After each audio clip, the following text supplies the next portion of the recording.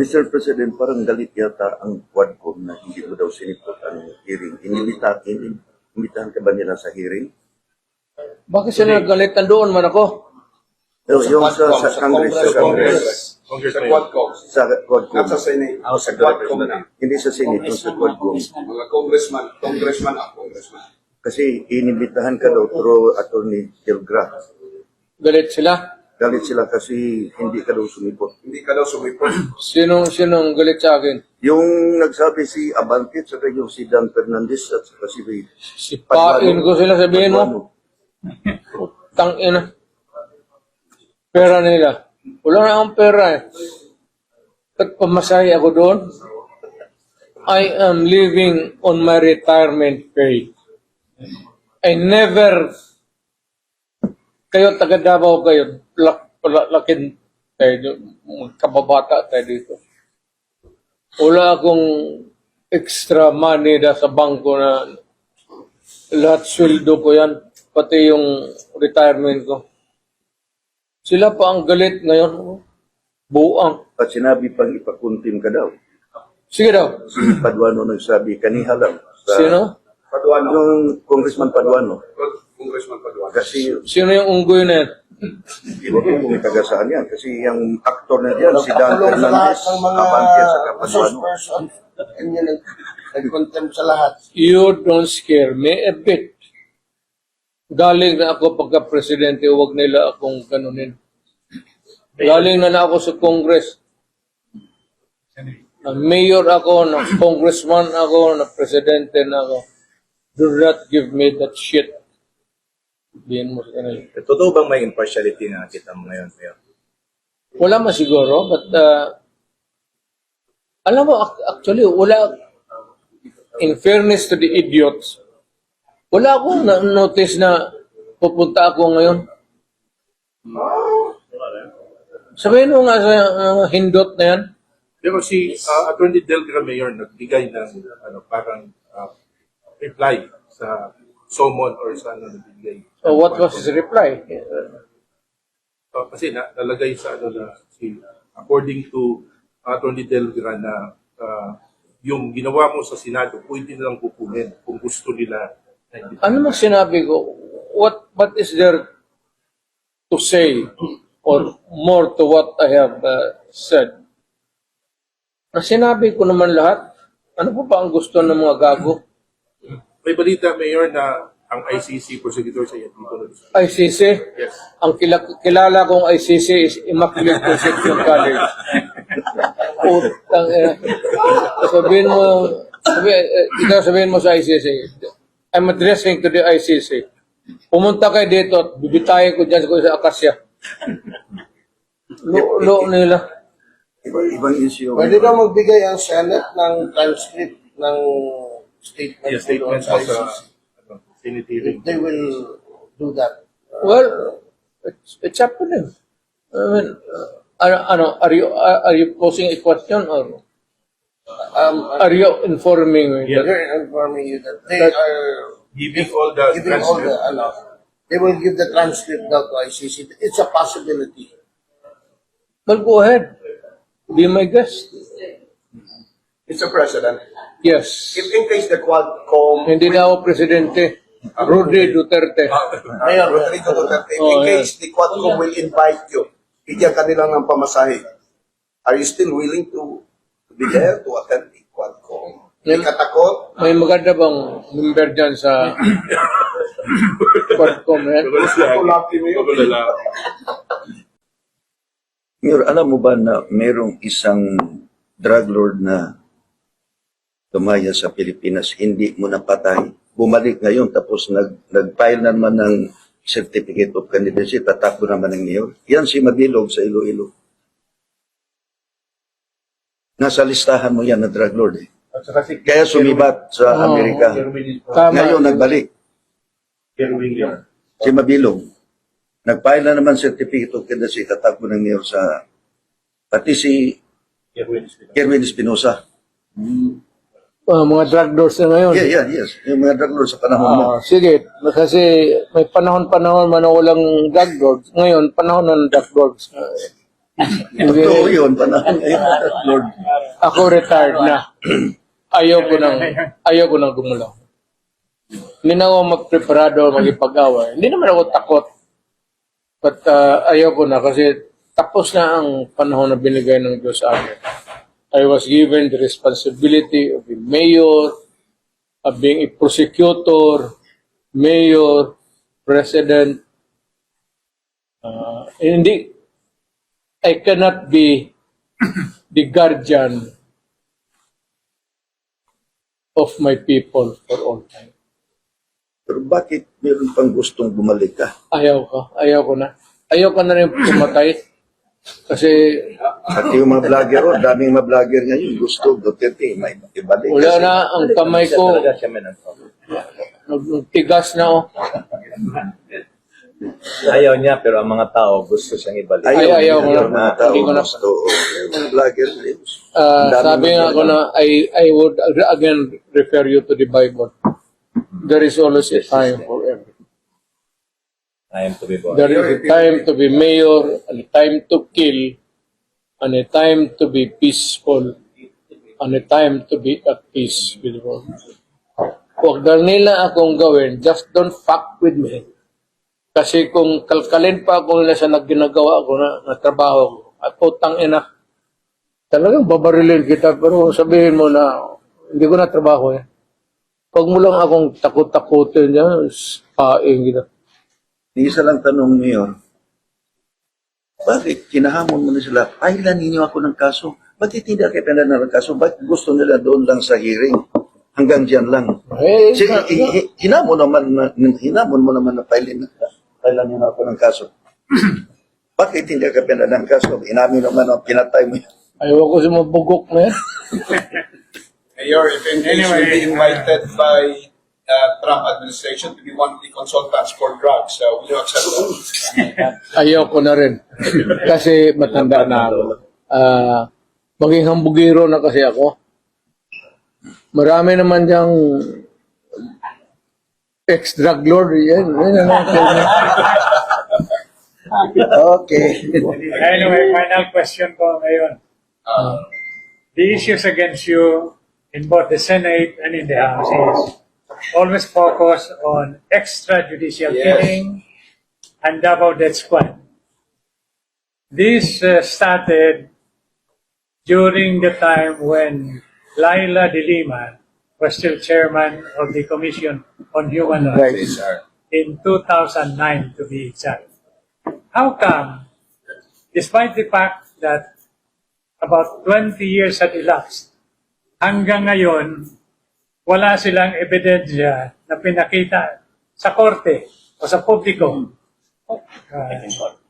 In the allegation that dito sa Davao, halimbawa, there were 2,000 extrajudicial killing victims which was buried in the Laod Wari. In Maa.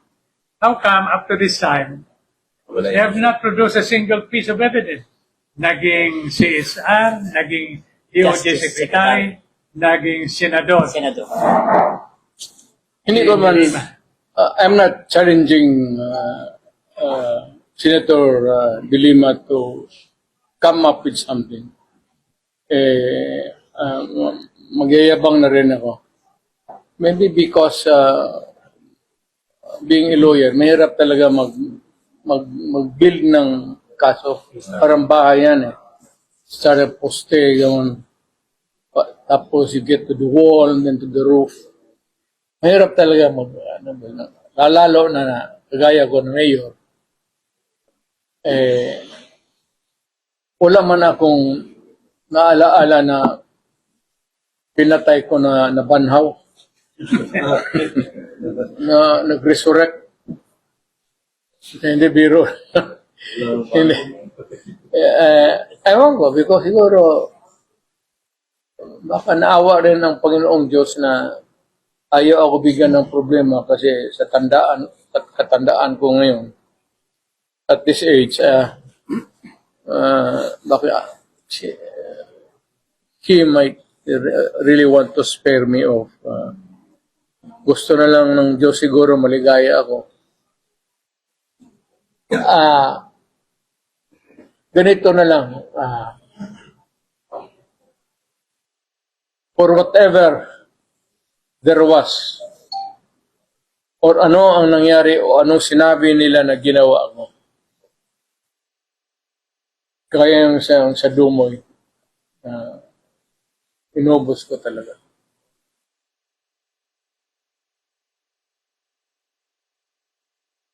I did it because I had to do it for my country. Kung na hindi mo daw sinipot, ano, Parang galit ata ang Quadcom. So Quadcom ang galit, sinasabi nitong nagtatanong. hearing. Inimbitahan ka ba nila sa hearing? Bakit sila nagalitan doon man ako? Yung sa Congress. Sa Quadcom. Sa Quadcom. Not sa Senate. Sa Quadcom na. Hindi sa Senate, yung sa Quadcom. Mga congressman. Kasi inimbitahan ka daw through Attorney Delgra. Galit sila? Galit sila kasi hindi ka daw sumipot. Hindi ka daw sumipot. Sinong galit sa akin? Yung nagsabi si Abante, saka yung si Dan Fernandez. So pinagdidiinan nitong mga media na galit sila. So sila ang galit. Sumasagot lamang si Pangulong Duterte. Galit sila. Sino ba yung mga galit? Kasi Sipain ko sila, sabihin mo. Tangina. Yan yung sinabi niya. Sipain ko silang toot, gano'n. Ito na yung wala ng Pera nila. Wala na akong pera eh. Pagpamasahe ako doon, I am living on my retirement pay. Tandaan ninyo mga kababayan, requirement syempre, ikaw din ang gagasto sa lahat ng entourage mo pag ikaw ay dating sabihin, retired ka na bilang presidente, hindi naman sasagutin ng gobyerno yung mga security mo, mga assistant mo na pag-uuwi ka. Alam mo sa totoo lang, kawawa ho si Pangulong Duterte every time pumupunta ng Maynila. Kasi sa dami, hindi naman pwedeng ano yan eh. Aside from may mga gusto sa kanyang, alam mo na, gumante. Ang dami pa hong nagpapapicture sa kanya. Ang dami pa hong tao. Yun yung restaurant na pinagmitingan niya ay nagkagulo yung mga tao dun eh. Sa sobrang ano. Hindi pwedeng dalawang security lang ang dala niyan. Dapat po talaga matanda na po yan. Siyempre pagka dinumog yan, baka madapa pa po yan. So talagang marami ho. Kita nyo naman, ultimong sa Senado, pinagkaguluhan eh. Di ba? So hindi ho yung pwedeng pumunta ng walang advance party, ng walang taong naandoon, o walang security. Kawawa ho, isipin mo, sariling gastos na po yun. Hindi na po yung gastos ng gobyerno. At alam naman po natin, hindi naman nung nag-take home itong si Pangulong Duterte. Hindi ho niyan ugali ang kumulimbat. As in, yan o, lagi niyan sinasabi, wala na ho siyang pera. Wala na po siyang perang pumunta ho na paikot-ikot pa ng bansa. Wala na ho siyang pera.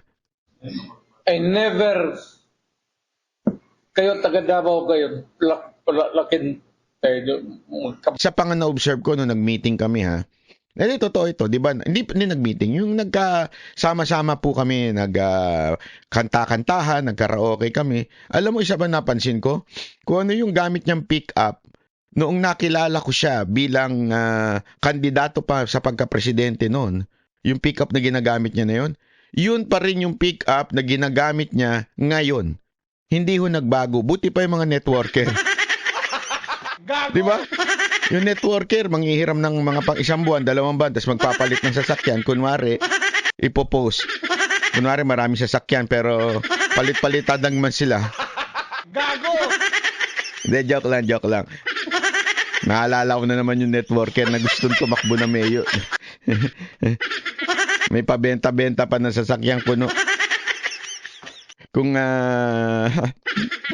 ayaw ko lang ikwento, pero kung sa totoo lang, sigurado ako ha. Sigurado ako. Na baka ibinenta mo lang sa kapwa mo networker yan para meron kayo pagyayabang eh. Tama, mali. Nagpapalit-palitan lang kayo. Ako, nagtatanong lang. Talay dito. Bata tayo dito. Wala akong extra money na sa bangko na lahat sweldo ko yan.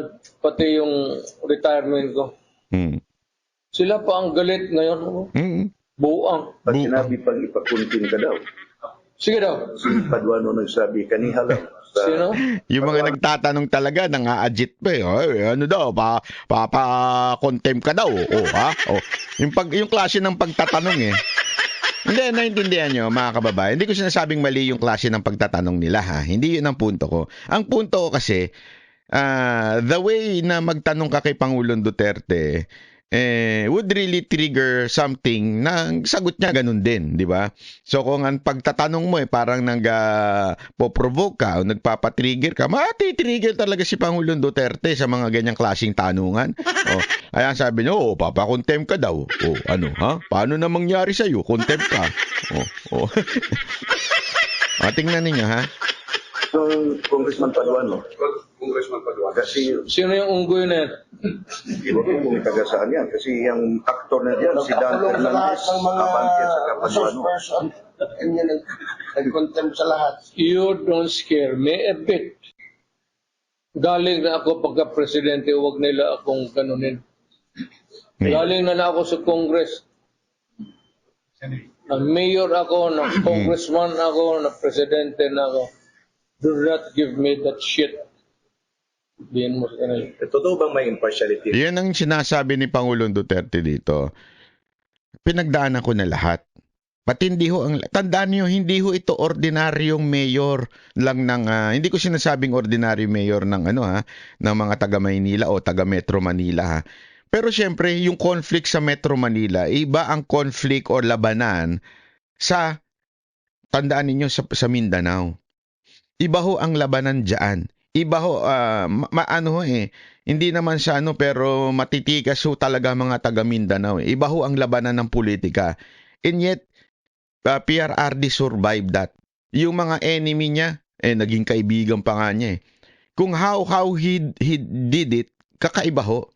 Ibig sabihin, talagang iba ho mag-isip, iba ho lumaban si Pangulong Duterte. Iyan ang sinasabi niya na naging presidente na ako eh. Naging mayor na ako eh. Wag niyo akong ganyanin. Kayo, sino ba kayo? Bumoto sa inyo, wala pang 200,000 kayo. Tapos kumakasinda kayo sa akin, akala ninyo masisindak ako. This is a political move. Hindi, totoo ha. I dare that Quadcom. I-contempt niyo si Duterte. Sige na.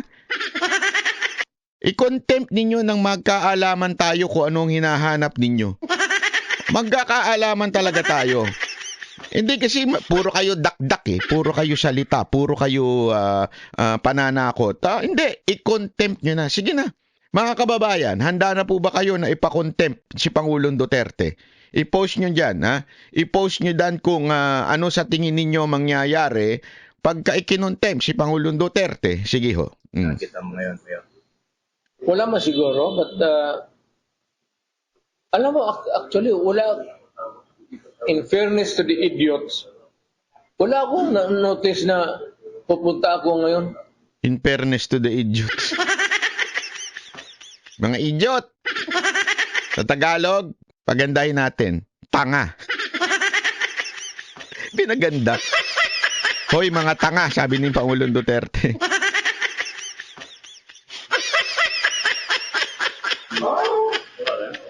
Sabihin mo nga sa hindot na yan. Pero si Attorney Delgra Mayor nagbigay ng parang reply sa summon or sa nagbigay. So what was his reply? Kasi nalagay sa according to Attorney Delgra na yung ginawa mo sa Senado, pwede nilang kukunin kung gusto nila. Ano man sinabi ko? What is there to say or more to what I have said? Yun. Sinabi ko naman lahat. Ano po ba ang gusto ng mga gago? Yun na nga yung sinasabi natin di ba? Sinabi na ni Pangulong Duterte, ano pa? Gusto ninyo palabasin na mamamatay tao si Duterte ng mga kriminal. Oh, inamin na niya. Mamamatay tao ko ng mga kriminal. Gusto niyong palabasin na may DDS. Oh, sinabi niya. Oo, may DDS. Alam niyo yun, gusto niyo sabihin na inaano niyo yung mga kriminal na lumaban. Oh, inamin niya. Oh, gusto ko lumaban sila. Yan ang sinabi ko. Alam mo yon, anything that you want na sabihin ni Duterte, nandyan na, sinabi niya na sa Senado. Uulitin pa ba niya? Ano to, paulit-ulit? Idiot kayo? Di ba, idiot ba kayo? Paulit-ulit niya pa sasabihin niya. Hindi niyo pa ba naintindihan na isang beses? Bungal kayo? Ay, bungal. Bingi kayo, bingi. Ang bira. May balita, Mayor, na ang ICC prosecutor sa dito na doon. ICC? Yes. Ang kilala kong ICC is Immaculate Conception College. Putang ina. Sabihin mo sa ICC, I'm addressing to the ICC. Ayan. Pumunta kayo dito at bibitayin ko dyan sa Akasya. Lo nila. Ano? Lo. Sabihin ng lo. Parang, di ba iba ibig sabihin nun? Pero yun na nga sinasabi ni Pangulong Duterte, ICC, sus, paulit-ulit na yan ha. Si Trillanes lang naman may alam dyan eh. Sa totoo lang, si Trillanes, alam mo si Trillanes kasi, ito ang pinakataong, hindi ko alam ha. Ako, honestly, kailangan na sa tingin ko kailangan na magpatingin ni Trillanes. Hindi sa tingin ko, magpatingin na po siya kasi may mga nakikita na ho siya na parang wala na po sa realidad. Hindi ko alam kung may problema na po ba, pero ano ho ba kaya ang problema? Hindi ako nagtatanong lang ako, Senator Trillanes. Bakit may mga nakikita ka nang hindi namin nakikita? Kahit nga ho yung iba mong mga kasamahan, di ba yan nga yung komento ni Escudero, hindi rin yan wala rin siyang alam. Actually, kahit nga yung kakampi mo sa kamera, tinanong din eh. Alam naman natin na to si Trillanes, may comment pa silang ganun eh. Di ba? Chismoso ka daw. So, alam mo Trillanes, yung mga ganyan mong birada, sana medyo dahan-dahan na. Dahan-dahan ka na kasi una-una retired ka na, laos ka na, di ba? Laos ka na. Hindi, laos ka naman talaga na eh. Alam mo, eto Trillanes yung pagtakbo mong mayor sa Caloocan, yan palalo ang magpapalubog sa'yo. Yan palalo ang magsasabi at magdi-declare sa buong Pilipinas na isa kang laos na. Yan ang magdidiwang tayo. Sana makilala natin ng itong mananalong si di ba? Si Mayor Malapitan. Sana makilala natin si Mayor Malapitan at malapitan natin tapos pagka nanalo siya bilang mayor, mag-celebrate tayo kasi dahil sa kanya napatunayan sa buong mundo na laos na at wala nang naniniwala kay Trillanes. Di ba? Kaya hindi totoo, kaya ako makikidiwang ako sa victory party ni Mayor Malapitan. Sa totoo lang. Sana maimbitahan ako ni Mayor Malapitan na sumama sa victory party niya. Dahil po napatunayan niya na wala na. Wala nang kwenta ito si Trillanes, ha? Okay. Tuloy natin to. Pwede daw magbigay ang Senate ng transcript ng statement Statement sa sa Senate hearing. They will do that. Well, it's up to them. Alam mo, may mga, sorry minsan talaga nagtataka lang din ako sa mga tanong ng media, no? Ba't sila magtatanong ng something na not directed to the person who said that? Alam mo, halimbawa, o kaya yung wala siyang authority sagutin yun kasi yung tanong na yun para sa ibang tao o sa ibang departamento. Di ba yung tanong na, magbibigay ang Senado ng okay ba sa inyo magbibigay ang Senado ng parang, ba't di mo tanong sa kanila? Ba't mo sa akin tatanong? Diba sila naman po yung magbibigay? Hindi, banat ba? Ikaw naman, makapuna ka naman. Kaya sinasabi lang naman ng mga media, tinatanong lang naman nila kung ano ang masasabi. Kasi iklaruhin nyo. Kasi yung tanong ninyo parang naka-direct kay Pangulong Duterte, bibigay daw sa Senado. Bahala sila tuloy. Are you posing a question or?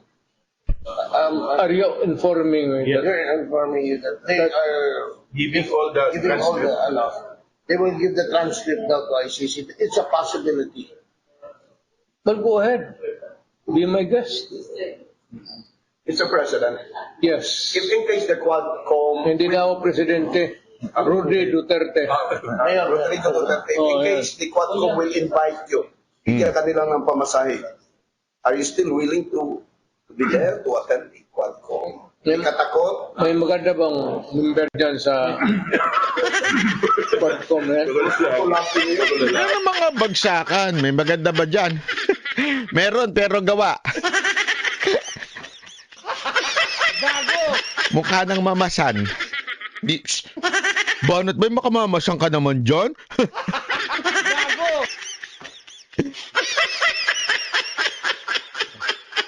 Yung medyo may edad na tapos nagba-vitamins na ng Botox. Hoy, wag niyong papangalanan kung sino yun ha. Wag niyong i-comment diyan kung sino yung wala ho akong sinasabing particular na tao ha. Wag niyo i-comment diyan ha. Sama ng mga ugali ninyo kapag kinoment niyo yan. O kasi meron diyan yung parang parang addictus na sa sa Botox. 'Di ba? Sabi nga, sa bagay, may asim pa. Kaya lang medyo yung mukha niya maayos pero yung katawan hindi natin wag niyo nang banggitin kung sino yun kasi wala naman ako pinatutukuyan dito eh.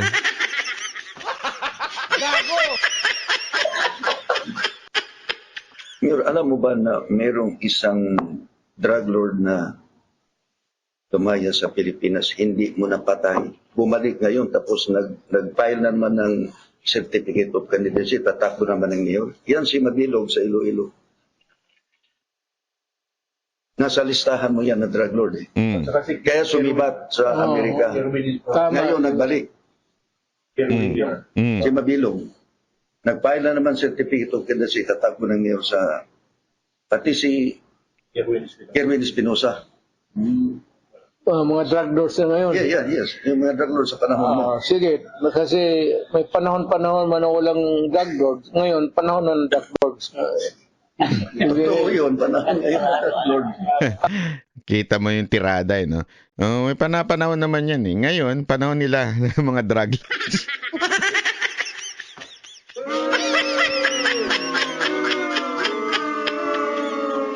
Alam mo, kawawa talaga bayan natin. Hindi naman siya pero mantakin mo. Panahon na ngayon ng mga drug lord. Yung mga drug lord tumatakbo pang sa public. Saka nakakita, saan bansa meron yan? Drug lord tumatakbo sa public office.